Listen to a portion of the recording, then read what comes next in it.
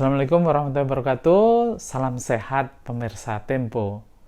Mulai Agustus 2021, pemerintah akan menggenjot target vaksinasi dari 1 juta dosis per hari menjadi 2 juta dosis per hari. Target tersebut diungkapkan langsung oleh Presiden Joko Widodo pada akhir bulan Juni lalu. Sebelumnya, pelaksanaan vaksinasi COVID-19 masih sangat jauh dari target. Pemerintah menargetkan vaksinasi terhadap sekitar 204 juta penduduk demi menciptakan herd immunity atau kekebalan kelompok.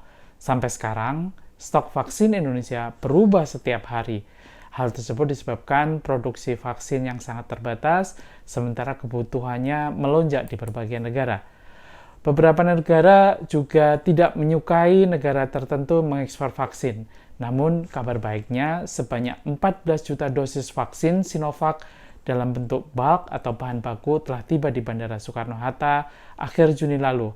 Hal itu diungkapkan oleh juru bicara vaksin COVID-19 dari Bio Farma, yaitu Bambang Herianto. Apa rencana pemerintah pusat untuk mengejar target vaksinasi? Bagaimana kesiapan masyarakat dan perangkat pemerintah daerah terkait distribusi vaksin dan fasilitas penyimpanan vaksin? Apa saja kendala program vaksinasi ini dan bagaimana solusinya? Bersama saya, Burhan Solihin, inilah kabar pandemi, upaya mempercepat vaksinasi.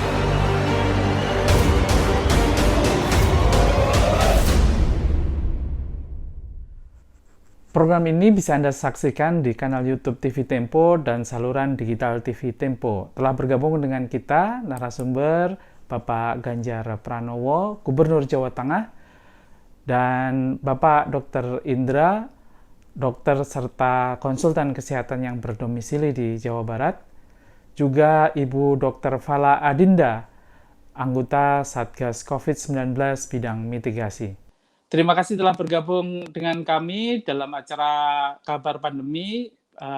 Baik, langsung saja kita mulai diskusi hari ini dengan yang pertama dari narasumber pertama kita, yaitu Dr. Indra. Dr. Indra, ini ada pertanyaan lah dari masyarakat. Setelah arahan Presiden untuk meningkatkan target vaksinasi dari 1,8 bahkan menjadi 2 juta dosis per hari, menurut pengalaman dokter nih, bagaimana kesiapan dari lembaga-lembaga institusi terkait? Dokter ini kan senantiasa terlibat dalam kegiatan vaksinasi sehari-hari. Ya, kalau dari tempat saya berada, yaitu di Kota Cimahi dan Jawa Barat, pada umumnya, saya rasa kesediaan kita sebagai tenaga medis untuk mensupport program tersebut ya menjadi 1,8 bahkan sampai 2 juta suntikan vaksin sehari, insya Allah bisa, Mas Burhan. Karena pada dasarnya kita siap diminta kapan saja melalui ID, bahkan sampai ke ID tingkat 2. Jadi apabila ada program di suatu tempat, misalnya dari pihak Polres atau dari universitas, membutuhkan tenaga medis untuk vaksinator, itu sampai ke ID informasinya, ID akan ngeblas informasi tersebut, maka akan banyak teman-teman yang bisa ikut dan mendaftar pada hari H tersebut. Jadi insya Allah kita siap kalau dari sisi tenaga medis dari pihak vaksinator dan vaksinator untuk persiapan, screening sampai dengan penyuntikannya. Kalau dari sisi di lapangan, Dr. Indra, tadinya kan mungkin targetnya 1 juta. Nah ini kan naik menjadi 2 juta. Itu kan pekerjaannya seperti kayak 2 kali lipat gitu kan. Seperti apa yang dilakukan oleh teman-teman di lapangan itu sehingga bisa mengejar target tersebut? Ya, sebenarnya yang menjadi batas atau limit akhirnya adalah tempat ya, atau tempat di mana dilakukannya vaksinasi tersebut. Jadi bukan dari tenaga kesehatannya. awal bulan Mei sampai Juni kemarin ada di Jawa Barat dan saya ikut serta di situ, ada vaksinasi bersama dari BUMN. Itu karena lokasinya bisa diadakan di sebuah ballroom hotel, sangat luas sekali. Tenaga medis di sana bisa kayak saya katakan cukup banyak ya, malah kita kadang-kadang tidak kebagian hari, sampai dengan 40-50 orang sehari yang bertugas di sana dokter. Artinya di sini dari sisi tenaga medis, mungkin kalau sampai 2 juta dosis sehari pun nggak masalah, karena ketika itu pun kita bisa menyuntikkan sampai 5.000, 6.000 orang dalam sehari, dengan kapasitas hanya tidak sampai sore gitu. Mungkin sampai jam 1, jam 2 selesai. Nah, antrian yang harus diatur, kedatangan yang harus diatur, agar tidak terjadi penumpukan, sehingga tempat luas itu bisa menampung sesuai dengan program yang dilaksanakan. Mungkin begitu pendapat saya, Mas Burhan. Dari pemerintah sekarang sudah ada beberapa merek-merek vaksin baru lah ya. Dulu hanya ada Sinovac, kemudian ada beberapa vaksin lainnya seperti kayak AstraZeneca, dan belakangan kita mendapatkan informasi bahwa dari Moderna pun juga sudah siap akan disuntikkan. Nah, dari sisi pengalaman sehari-hari di lapangan, ada bedanya sih nggak, Dok?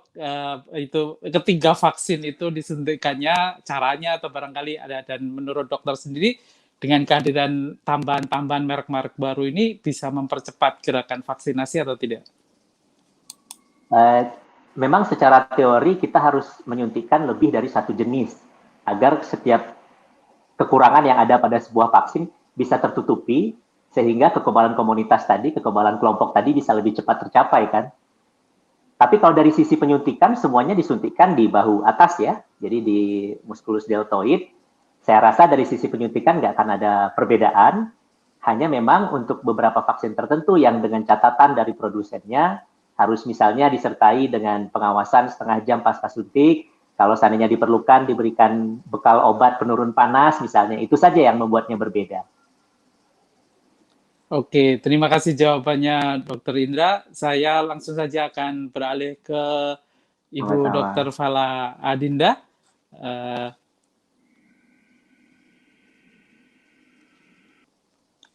Halo. Halo, Ibu Dr. Fala. Kalau menurut Ibu, bagaimana dengan ketersediaan tenaga medis saat ini untuk mendukung percepatan program vaksinasi? Ibu mungkin sudah terlibat dalam kegiatan sehari-hari dan melihat di lapangan. Iya, kalau dari lapangan, kita kan berbicara skala Nusantara ya, artinya Indonesia itu terbentang dari Merauke hingga Papua. Jadi percepatan vaksinasi memang menitik beratkan pada kota-kota besar. Taruhlah di Jakarta, di Bandung, di Surabaya, ataupun di epicentrum yang memang angka COVID-19-nya sedang tinggi. Tapi itu tidak menutup prioritas di mana kita juga harus memikirkan pada daerah-daerah yang memang lebih terpencil gitu, taruhlah misalnya daerah Sumatera, Kalimantan, daerah Papua dan lain sebagainya. Itu memang menjadi kendala tersendiri bagi nakes-nakes di lapangan. Terlebih lagi ada bagian dari distribusinya, ada juga mengenai masyarakatnya, sehingga implementasinya di masyarakat ini menjadi banyak permasalahannya. Gitu. Jadi percepatan vaksinasi itu bukan hanya sekedar jumlah nakes, tapi juga bagaimana mendistribusikannya, bagaimana kita menyadarkan masyarakat bahwa vaksinasi ini penting gitu. Jadi permasalahan di kota besar mungkin masyarakat sudah mulai terbuka mengenai vaksinasi gitu, tapi kembali lagi Indonesia ini luas, Indonesia ini besar, dan tugas kita masih sangat panjang dan masih sangat berat saya rasa. Tapi tetap optimis bahwa vaksinasi ini bisa dilaksanakan, dipercepat semaksimal mungkin yang dilakukan di lapangan. Kalau dari yang saya baca di media maupun yang di media sosial saat ini ada semacam fenomena, yaitu banyak tenaga kerja kesehatan yang terkena COVID-19, dan tentunya ini akan berdampak juga pada jumlah dokter yang melakukan vaksinasi. Kalau menurut Ibu bagaimana? Apakah memang ini akan jadi kendala serius atau bagaimana? Iya, mengenai tenaga kesehatan yang terinfeksi COVID-19 itu memang menjadi kendala di semua sektor. Jadi bukan hanya tentang sektor pandemi ataupun sektor penyuntikan vaksinasi, tapi bagaimana kolapsnya pelayanan kesehatan secara utuh. Jadi penyakit di Indonesia ini kan bukan hanya COVID-19, tapi nakes di Indonesia juga harus menyelesaikan permasalahan misalnya demam berdarah dengue, penyakit jantung koroner, mungkin pasien-pasien kanker, dan lain sebagainya, itu kan semua nakesnya juga sama. Artinya mereka juga yang memegang COVID-19 dan juga hal-hal lainnya. Jadi, nakes-nakes yang terinfeksi COVID-19 imbasnya bukan hanya ke area penyuntikan vaksinasi, tapi juga berujung kepada pelayanan kesehatan pada umumnya. Gitu. Jadi itulah yang sebenarnya kita harus bisa cegah. Dengan adanya akselerasi vaksinasi, maka diharapkan nakes-nakes di Indonesia juga semakin sedikit yang terinfeksi, masyarakat juga semakin sedikit terinfeksi, sehingga di ujungnya tidak adanya kolaps pelayanan kesehatan, sehingga Indonesia bisa menampung semua penyakit-penyakit dan pasien-pasien dari keseluruhan penyakit yang ada di Indonesia, bukan hanya COVID-19. Kalau dilihat dari sisi target 2 juta penyuntikan vaksin per hari, ini kan sesuatu yang baru buat Indonesia ya, buat Ya. kota-kota bahkan di Jawa maupun di luar Jawa. Nah, pertanyaannya adalah bagaimana fasilitas kesehatan yang ada, apakah sudah cukup siap untuk menjalankan program ini dengan kenaikan target tersebut? Kalau kita lihat dari sisi distribusi juga menjadi salah satu PR. Betul, distribusi ini menjadi PR yang sangat tidak diduga di awal. Kenapa? Karena vaksinasi ini tuh di Indonesia bukan hanya COVID-19. Kita memiliki vaksinasi polio, MMR, DPT, dan lain sebagainya yang juga harus mendapatkan storage ataupun penyimpanan. Sama dengan penyimpanan COVID-19. Jadi proses distribusi juga harus dimulai dipikirkan di mana bisa ditempatkan 2 juta vaksin itu untuk bisa secepat-cepatnya distribusikan kepada masyarakat. Nah, itu juga akhirnya dari pemerintah kita menggalang bantuan misalnya dengan kulkas-kulkas dari pabrik-pabrik ataupun dari pabrik obat dan lain sebagainya. Itu juga kami juga mencoba untuk bernegosiasi lah bagaimana untuk penyimpanan. Itu pun ada di lapangan, permasalahan seperti itu ada di lapangan. Angka 2 juta itu merupakan angka yang challenging, tapi kami akan mencoba terus mengejarnya demi untuk penanggulangan pandemi ini. Saya rasa seperti itu. Angka 2 juta adalah angka yang challenging. Terima kasih penjelasannya, Ibu. Saya akan beralih ke Bapak Ganjar Pranowo, Gubernur Jawa Tengah. Ini tadi sudah dijelaskan salah satunya soal kesiapan dalam pelaksanaan vaksinasi distribusi. Nah, saya ingin bertanya kepada Pak Ganjar dari sisi ini jenderal di Jawa Tengah ini kan gitu kan. Bagaimana persiapan di pemerintah daerah sendiri untuk menggenjot vaksinasi itu, Pak Ganjar? Antusias masyarakat Jawa Tengah tinggi banget. Bahkan kami tiap hari dikontak oleh Bupati Wali Kota, Pak Ganjar tambah, kami sudah kehabisan. Begitu terus suaranya tiap hari. Jadi sebenarnya ini momentum yang tepat untuk kita gaspol gitu ya. Sehingga saya hampir tiap hari WA-WA-anan sama Pak Menkes, Pak ada berapa Pak, Jawa Tengah bisa ditambah nggak Pak gitu. Jadi sebenarnya ini kabar baik dari sisi antusiasme. Kalau soal kesiapan, nggak ada yang sulit, sama sekali nggak ada yang sulit. Kita sebenarnya tinggal menambah outlet yang lebih banyak ya, terus gerai-gerainya ditaruh di banyak tempat karena Polri TNI juga membantu kita. Dan sekarang sudah banyak perusahaan, terus kemudian komunitas-komunitas yang siap mereka untuk melakukan percepatan. Jadi Mas, kalau kita bicara percepatan nggak ada soal. Soalnya hanya satu saja, nunggu vaksin datang gitu. Yang vaksinatornya kita siap, fasilitas kita siap, dan sebagainya. Ya, tadi Dr. Fala sampaikan bagaimana di remote area, ya ini yang menurut saya mesti kita pikirkan. Maka kemarin saya memberikan catatan, pola-pola distribusinya, memang ada tingkat percepatan yang bagus di level atau yang punya karakter kota. Ini cepat, mungkin karena aksesnya cepat. Tapi saya sampaikan, ini nggak fair dong, karena masyarakat lansia katakan yang menjadi prioritas di ujung-ujung gunung, mesti dijemput bola ini. Kalau enggak nanti kita nggak fair. Maka kemarin sudah mulai ada bantuan dari kepolisian, dia jalan pakai mobil vaksinatornya, jalan satu mobil, kemudian mereka berangkat ke remote area begitu. Ini Jawa Tengah loh ya, saya tidak bicara yang lain. Jawa Tengah aja mesti ada effort seperti itu. Saya masih membayangkan tadi itu yang di luar Jawa Tengah pasti effort kawan-kawan di sana akan jauh lebih berat. Jadi kalau mau gaspol kita siap Mas, tinggal vaksinnya aja dikasih. Mau sehari 2 juta, mau sehari 2 juta, katakan 3 juta, kalau mau dilakukan tinggal dibagi. Saya kira Jawa mesti dapat prioritas karena penduduknya banyak, fasilitas banyak, vaksinator banyak, maka itu tidak kendala sebenarnya.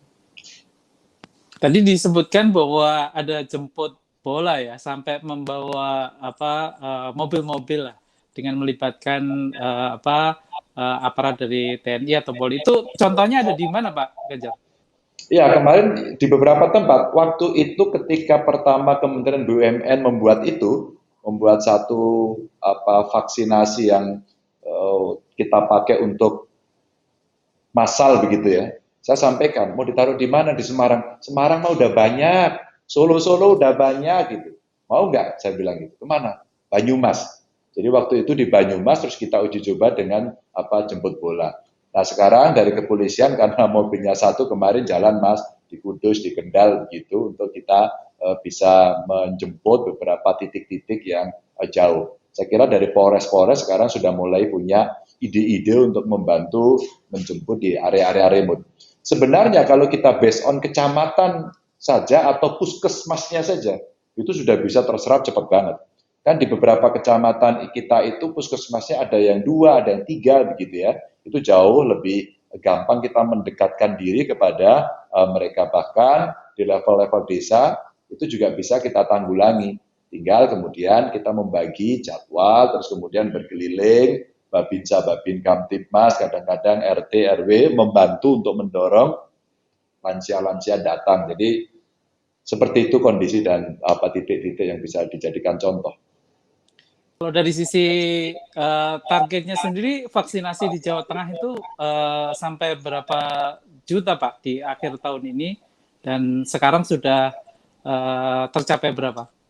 Totalnya sih sebenarnya semua 24 juta, tapi nggak tahu mau berapa kita bisa capai ya. Tapi kalau kita lihat untuk dosis pertama ini kita bisa mencapai 79,48%.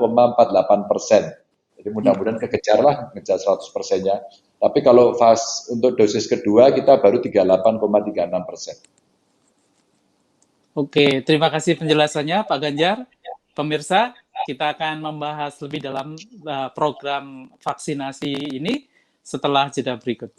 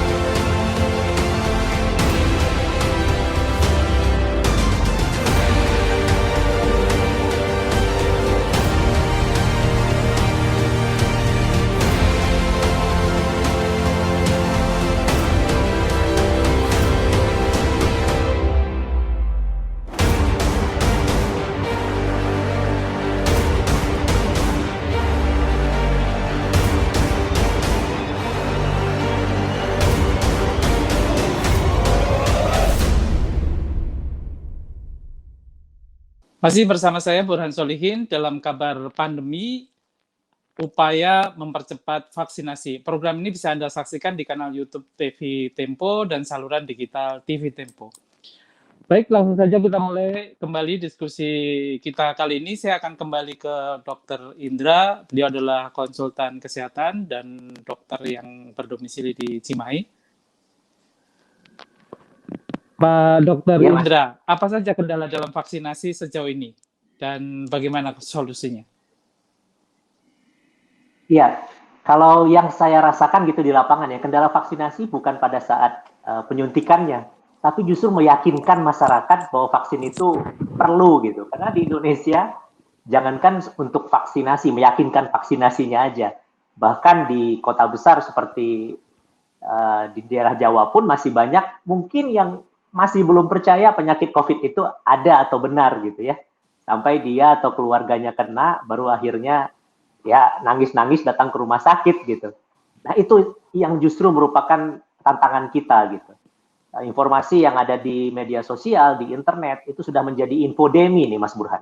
Infodemi yang sudah susah terbendungnya, sementara literasi digital masyarakat Indonesia itu saya nilai belum tinggi ya. Di kota aja belum tinggi gitu, apalagi di daerah terpencil. Sehingga yang kita butuhkan saya rasa peran aktif nih dari pemerintah untuk memberikan edukasi supaya misalnya TV-TV nasional, mohon maaf ya ini usul, kalau seandainya di jam-jam prime time diperbanyak iklan-iklan layanan masyarakat tentang pentingnya vaksinasi gitu. Jadi diambillah slot iklannya sekitar setengah menit gitu ya untuk pelayanan vaksinasi gitu. Sehingga masyarakat itu sudah nggak harus dipaksa. Sehingga ketika vaksinnya datang, ketika vaksinnya ada, seperti yang Pak Ganjar bilang tadi, kita tinggal bilang sama mereka, mereka datang gitu.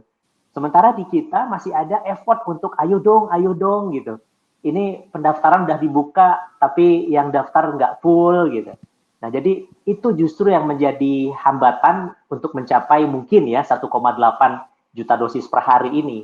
Jadi bukan teknis pelaksanaan vaksinasinya menurut saya, tapi lebih utama meyakinkan masyarakat bahwa vaksinasi itu benar harus kita dapatkan sekarang dan secepat-cepatnya.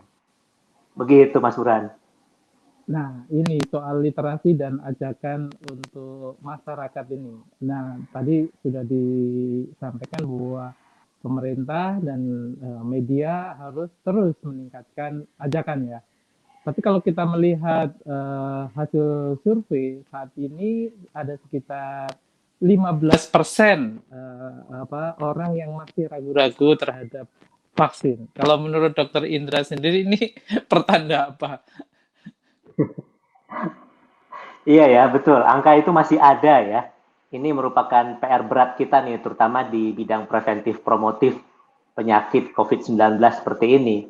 Kita harus tanpa lelah ya mungkin ya, tanpa lelah dari mulai level nasional sampai level keluarga begitu, terus memberikan edukasi sedikit-sedikit di sekitar kita tentang COVID-nya sendiri, tentang pentingnya vaksinasi. Kalau kita memang pengen cepat keluar dari pandemi ini, maka vaksinasi ini adalah cara yang harus kita jalankan dengan cepat gitu ya dan tepat tentunya gitu supaya mereka mau akhirnya untuk tervaksin gitu. Jadi sehingga ketika vaksinnya di drop dari pusat sampai ke kita, saya rasa pemerintah seperti yang Pak Ganjar bilang tadi juga udah sangat siap gitu. Kita punya sampai dengan level puskesmas pembantu ya, pustu, bahkan bidan desa yang bisa kita maksimalkan. Mereka sudah terbiasa dengan imunisasi untuk anak. Saya rasa tinggal dialihkan saja fungsinya untuk vaksinasi COVID sehingga bisa mencakup lebih luas lagi. Tapi intinya nanti ketika mereka datang jemput bola,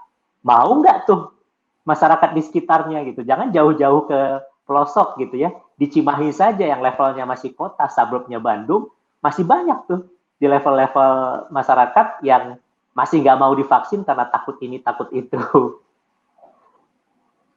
Ya, salah satu kuncinya tadi Jadi disebutkan tantangannya di sana. tantangannya adalah edukasi dan khususnya adalah edukasi keluarga. Nah, saat ini kan pemerintah ini juga mencanangkan program vaksinasi untuk anak usia 12 sampai 18 tahun. Nah, dari sisi tantangan pelaksanaannya sendiri dan kesadaran masyarakat bagaimana, Pak Dokter Indra? Ya, semenjak dibukanya 18 tahun ke atas untuk daerah perkotaan itu animonya tinggi, Mas Burhan. Tapi memang tidak mencakup semua. Sekarang sudah diizinkan untuk 12 tahun ke atas. Nah, ini mereka juga sudah sering tanya kepada kita, kapan ini, kenapa di Peduli Lindungi sudah daftar tapi belum dipanggil juga. Nah, itu membesarkan hati kita. Alhamdulillah dong kalau gitu. Ternyata masyarakat yang punya anak 12 tahun ke atas juga ingin nih segera tervaksin begitu. Tapi itu untuk mereka yang mau gitu. Nah, kita masih punya PR nih. Dan memang datanya itu masih kita belum terkumpul benar gitu ya. Yang Mas Burhan sampaikan tadi mungkin itu beberapa bulan yang lalu harus kita ulang itu surveinya keberterimaan vaksin di masyarakat kita sehingga kita paralel nih Mas Burhan. Kita paralel, vaksinasi jalan terus, kita capai target yang ditetapkan sama Pak Presiden, tapi juga kita teruskan untuk edukasinya gitu. Jadi ketika vaksinnya tersedia, jumlahnya cukup, orang yang mau disuntik pun siap ada gitu. Oke, terima kasih jawabannya Dr. Indra. Selanjutnya saya akan beralih ke Ibu Dr. Fala Adinda, anggota Satgas COVID-19 bidang mitigasi.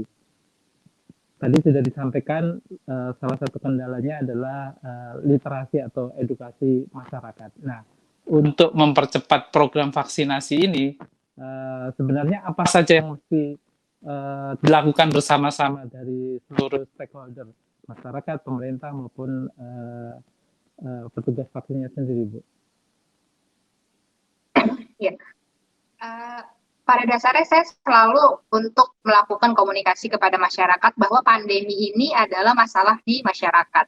Gitu. Ini adalah ilmu dari kedokteran masyarakat, kesehatan masyarakat, di mana yang bisa menyelesaikan permasalahan pandemi itu bukan pemerintah saja, bukan nakes, tapi adalah masyarakat yang menyelesaikannya. Jadi kita harus memulai untuk mengajarkan mereka untuk bisa mengajari satu sama lain untuk bisa memberikan informasi yang benar kepada masyarakat termasuk untuk vaksinasi ini gitu. Jadi membuat masyarakat saling bahu-membahu, gotong royong di satu waktu dan dilakukannya bersama-sama untuk bisa menanggulangi pandemi. Karena tanpa dilakukannya bareng-bareng, tanpa dilakukannya bersama-sama, pandemi ini tidak akan pernah selesai gitu. Jadi menggalakkan komunikasi yang baik kepada masyarakat agar mereka mau untuk bersama-sama, bahu-membahu, gotong royong untuk bisa menyelesaikannya pandemi ini bersama-sama, membantu nakes, membantu pemerintah agar nilai angka dari kasusnya bisa semakin turun gitu. Jadi membangkitkan kesadaran masyarakat bahwa yang bisa menyelesaikan persoalan ini tuh bukan nakes ataupun pemerintah, tapi mereka sendiri. Kita semua yang bergabung bersama-sama. Salah satu caranya adalah dengan vaksinasi. Keduanya adalah dengan taat prokes dan lain sebagainya. Kalau dari sisi pengalaman di lapangan, kira-kira kendala apa saja yang dihadapi para tenaga medis dalam mempercepat program vaksinasi ini? Kalau kendala sebenarnya banyak sekali gitu, tapi memang tabrakan di masyarakat itu banyak gitu, seperti misalnya kepercayaan gitu ya. Ada beberapa kepercayaan misalnya agama gitu yang memang kepercayaan mereka melarang mereka untuk vaksinasi, di mana itu memang kita menjadi PR kita untuk menjelaskan bahwa oh ini halal, ini boleh, ini darurat gitu. Jadi memang dibutuhkan komunikasi kembali yang lebih komprehensif kepada mereka agar mereka bisa mengerti dan paham mengapa mereka harus divaksin dan mengapa mereka boleh untuk divaksin. Ada juga memang yang anti vaksin dari dulu, itu kan memang sudah menjadi masalah yang sebenarnya bukan hanya di hari ini, tapi juga sudah bertahun-tahun ke belakang. Dari dulu kita menemui masalah yang memang mereka tidak mau divaksin karena beberapa kepercayaan-kepercayaan yang mungkin mereka imani gitu. Ada juga mungkin memang yang takut gitu. Ada juga yang terkena hoax-hoax yang bilang bahwa justru vaksinasi ini bisa membunuh, atau mungkin vaksinasi ini dimasukin chip, atau mungkin vaksinasi ini justru yang membuat mutasi dalam tubuh. Itu juga kembali lagi adalah komunikasi dan juga komunikasi. Jadi bagaimana caranya supaya kita bisa, satu adalah stop oversharing, dua adalah berhenti di kita. Bagaimana caranya supaya semua media itu bisa kita kumpulkan, lalu kita be wise to share to others gitu. Jadi semua informasi hanya yang sifatnya legitimate untuk disampaikan baru kita sampaikan. Gitu. Terima kasih atas jawabannya Ibu Fala. Selanjutnya saya akan menuju Bapak Ganjar Pranowo, Gubernur Jawa Tengah. Pak Ganjar, tadi Ya, sudah disebutkan bahwa salah satu kendalanya adalah menyebarnya hoax di kalangan masyarakat, sehingga banyak masyarakat yang ragu-ragu atau tidak ingin divaksin. Kalau di Jawa Tengah sendiri bagaimana, Pak? enggak sih kalau di Jawa Tengah rindu vaksin begitu.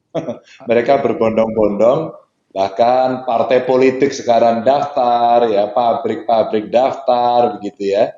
Terus kemudian anak-anak, apalagi yang pelajar sekarang, Pak, kapan saya divaksin? Bahkan tadi barusan saya ngobrol sama anak-anak SMA SMK, Pak ngomong-ngomong kapan Pak kita divaksin? Antusiasmenya bagus. Maka ketika kemudian muncul cerita-cerita yang serem-serem itu udah masa lalu, udah masa lalu. Maka di awal kita mulai vaksin dulu, Mas, itu kita udah ngitung karena kan disurvei waktu itu sekian orang mau, sekian orang tidak mau, yang tidak mau itu ada dua karena satu masih takut, yang kedua karena hoax dan sebagainya. Nah, yang saya hitung sekarang, yang nggak mau dibiarin aja dulu. Kita nggak usah ngurus yang nggak mau. Orang jumlah kuotanya juga kecil kok gitu. Kita urus yang mau, yang tiap hari ngantri dan minta-minta itu. Karena beberapa outlet yang kita bikin itu ternyata waduh membludak.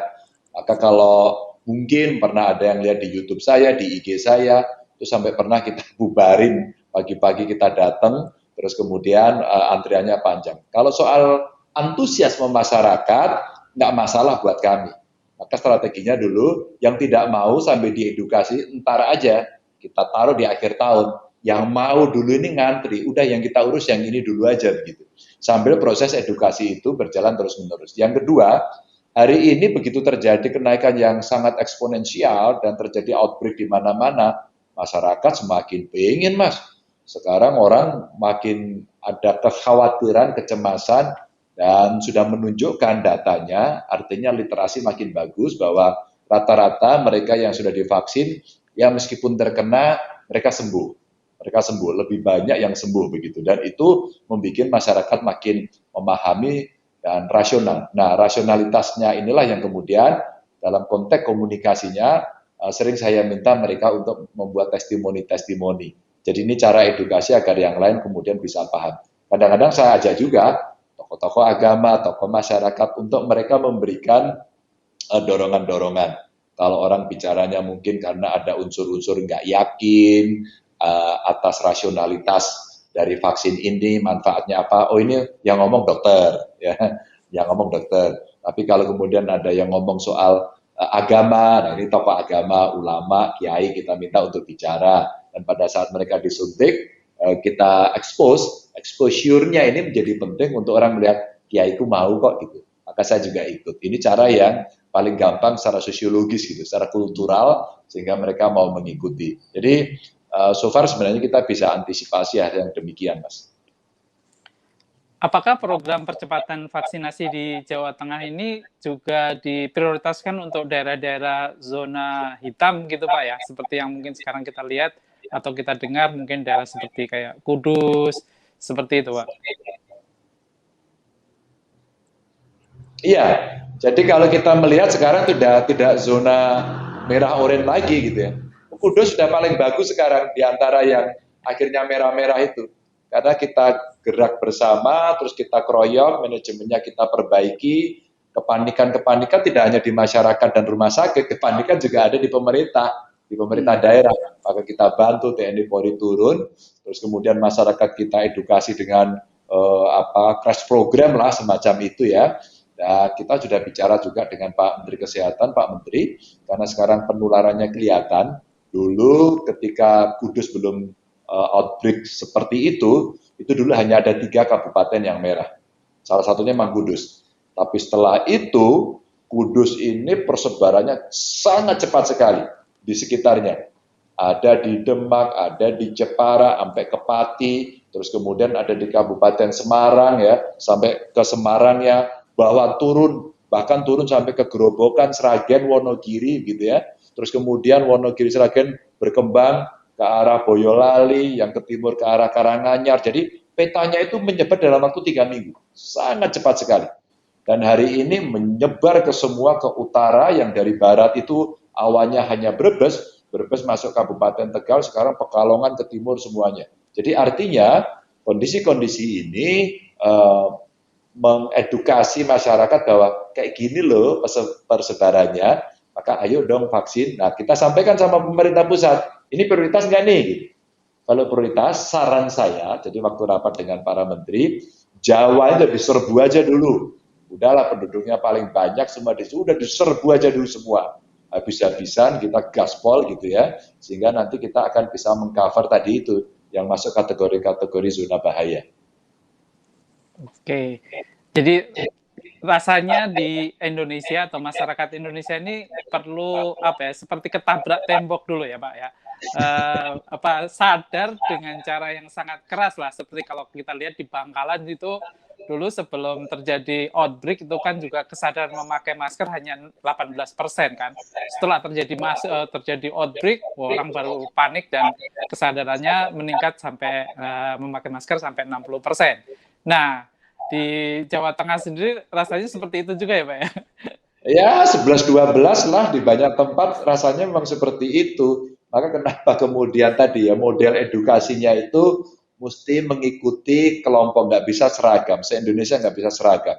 Saya ngobrol lama dengan Pak Panglima TNI, dengan Pak Kapolri, yang ditugasi oleh Presiden, oleh Pak Jokowi keliling terus. Maka cerita bagaimana yang terjadi kawan-kawan di sekitar Bangkalan, di Madura, atau di tempat penyeberangan ya waktu itu, di Surabaya juga cerita, kita ngobrol, antar gubernur juga ngobrol. Bagaimana terjadi? Maka Kudus sama Bangkalan dulu menjadi perhatian Presiden. Dan Pak Panglima TNI sama Kapolri itu turun terus ke beberapa tempat itu. Terus kemudian sharing-sharing. Mas Ganjar kira-kira apa yang bisa di-sharing? Ya harus memberdayakan masyarakat. Maka kemarin mencoba datang ke Kudus, yang daerahnya kemudian bisa dikendalikan dengan cepat, ternyata partisipasi masyarakat tinggi, dunia usaha membantu, terus kemudian penjelasan dari tokoh-tokoh masyarakat dan agamanya bagus. Nah, kita punya Jogotongo kan. Jogotongo ini gerakan menjaga tetangga, itu tidak hanya jagain aja, tapi dia juga edukasi. Nah, difotoin tuh data-datanya, kejadian-kejadian kayak logbook lah, logbooknya itu dibuka, difotoin sama Pak Panglima TNI, terus kemudian Babinsa, Babinkamtimas bagaimana? Kalian tidur di mana? Kami tidur di sini Pak, udah betul. Potret, cloning mau saya bawa ke Bangkalan. Itu caranya mengedukasi sehingga dalam konteks istilah saya mikrozonasi. Jadi kami dulu mengembangkan mikrozonasi sebelum PPKM Mikro itu agar bisa ngontrol pada unit terkecil. Ini juga sama ini. Sekarang dalam kondisi kedaruratan ini kan ketemunya di jalan besar terus. Ketemunya buka barikade, ketemunya bolos, ketemunya konflik, disemprot, maki-maki, marah-marah, ngamuk, semuanya yang terjadi. Lalu saya bilang sama sekda-sekda, kawan-kawan bupati wali kota, coba turunin dong ke lurah, ke kades, ke RT, yuk kita gerakkan dikunci di level terkecil, agar mereka tidak banyak keluar. Kalau kuncinya di level terkecil bisa, maka dia tidak akan masuk jalan-jalan besar. Ya, kecuali di area-area industri memang ketentuannya berbeda. Maka cara-cara ini yang kita pakai untuk mengedukasi, terutama dalam konteks vaksin itu. Terima kasih jawabannya Pak Ganjar. Menarik sekali perbincangan kita dengan para narasumber. Pemirsa, kita akan membahas lebih dalam topik ini setelah jeda berikut.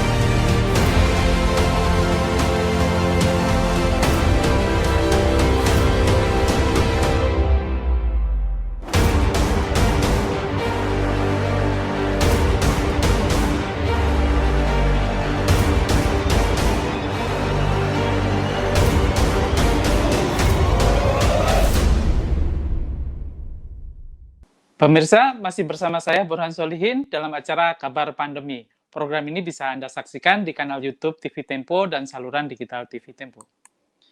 Sudah sangat jelas yang dipaparkan oleh para narasumber yang hadir dalam diskusi kali ini. Sebelum menutup diskusi kali ini, saya ingin meminta ketiga narasumber untuk memberikan kalimat penutup. Silakan, dimulai dari Pak Indra. Baik, terima kasih Mas Burhan. Sebenarnya usaha untuk penanganan pandemi ini adalah usaha kita bersama, usaha kita semua ya. Saya setuju sekali tadi Dr. Farah mengatakan tidak bisa hanya dilakukan oleh pemerintah atau oleh nakes gitu, tapi sampai dengan unsur terkecil dari masyarakat yaitu di keluarga. Yang melihat acara ini tergugah hatinya gitu dari level terkecilnya, mulai menumbuhkan yang belum tumbuh atau yang sudah tumbuh mulai menguatkan lagi bahwa yang pandemi ini hanya bisa kita atasi dari level terkecil kita masing-masing. Maka kalau sudah semuanya melakukan, ya 270 lebih masyarakat Indonesia semuanya melakukan, insya Allah kita akan bisa lebih cepat keluar dari pandemi ini. Dimulai dari protokol kesehatan 5M dan mendapatkan vaksinasi. Mungkin begitu aja penutup dari saya. Terima kasih Pak Dr. Indra. Selanjutnya Bu Dr. Fala. Terima kasih atas waktunya. Utamanya adalah pandemi ini harus diperbaiki kondisinya. Karena kalau begini-begini aja, yang dikhawatirkan adalah fasilitas pelayanan kesehatan yang kolaps. Gitu. Karena kalau kolaps artinya kita mengorbankan banyak sekali nyawa yang mungkin tadinya bisa terselamatkan menjadi tidak. Gitu. Jadi pandemi ini mau nggak mau, suka nggak suka, siapapun harus ikut andil untuk bisa menyelesaikan permasalahannya. Gitu. Dan itu adalah diri kita sendiri yang kita juga harus mulai untuk mengedukasi orang lain agar mau untuk bisa menyelesaikan pandemi ini. Gitu. Tentu caranya dengan menjaga protokol kesehatan, dipakai maskernya, dijaga jaraknya, dijaga kebersihannya, dijaga mobilitasnya, terus juga dijauhi kerumunannya gitu. Dan satu lagi, kalau belum vaksinasi segera mendapatkan vaksinasi karena itu adalah ikhtiar kita bersama agar angka dari kasus COVID-19 bisa menurun dan juga kita bisa keluar dari kondisi, setidaknya kita keluar dari kondisi yang hari ini sedang kita hadapi. Itu aja. Terima kasih banyak. Terima kasih Bu Fala. Selanjutnya sebagai kong penutup, silakan Pak Ganjar. Ya, Mas Burhan. Jadi saya mencoba mendengarkan apa yang dirasakan, mendengarkan sekaligus merasakan Dr. Indra, Dr. Fala ini. Ini merepresentasikan suara semua nakes sebenarnya. Lelah, capek, menyabung nyawa, udah nggak kurang-kurang. Saya kalau ngomong kayak begitu, udah saya kadang-kadang agak ngegas-gas juga begitu. Tapi saya sebagai bukan dokter dan pemerintah pengambil keputusan pemegang otoritas, memang harus menerjemahkan itu. Dan penerjemahannya memang tidak bisa seragam. Maka hari ini betul kita mesti partisipasi dan semua lini pemerintahan tokoh yang mau bergabung harus cerewet, harus cerigis, harus ngomong terus, nggak boleh berhenti, nggak boleh lelah, nggak boleh capek, apapun yang terjadi. Maka sekarang kita singkat saja di Jawa Tengah, semua harus 1M. M-nya cuma satu, apa? Manut, titik, gitu, nggak boleh yang lain. Itu aja. Terima kasih. Kami mengucapkan terima kasih sekali lagi untuk para narasumber kita, Bapak Ganjar, Terima Pak kasih Pranowo, kembali, Gubernur Mas Jawa Burhan. Tengah. Kemudian juga Bapak Dr. Indra Mutadi, konsultan Terima kesehatan, kasih. dan Dr. D. Cimahi, juga Ibu Fala Adinda, anggota Satgas COVID-19 bidang mitigasi. Terima kasih sudah bergabung bersama kami dalam diskusi ini. Mudah-mudahan diskusi kita ini bermanfaat buat semuanya. Insya Allah. Dan sampai di sini kami menemani para pemirsa dalam kabar pandemi. Mudah-mudahan kita makin tercerahkan dan kita makin optimis menghadapi pandemi ini. Akhir kata dari saya, terima kasih. Kami beserta seluruh kru yang terlibat mohon diri dan pamit. Assalamualaikum warahmatullahi wabarakatuh. Salam sehat. Waalaikumsalam warahmatullahi wabarakatuh. Salam sehat.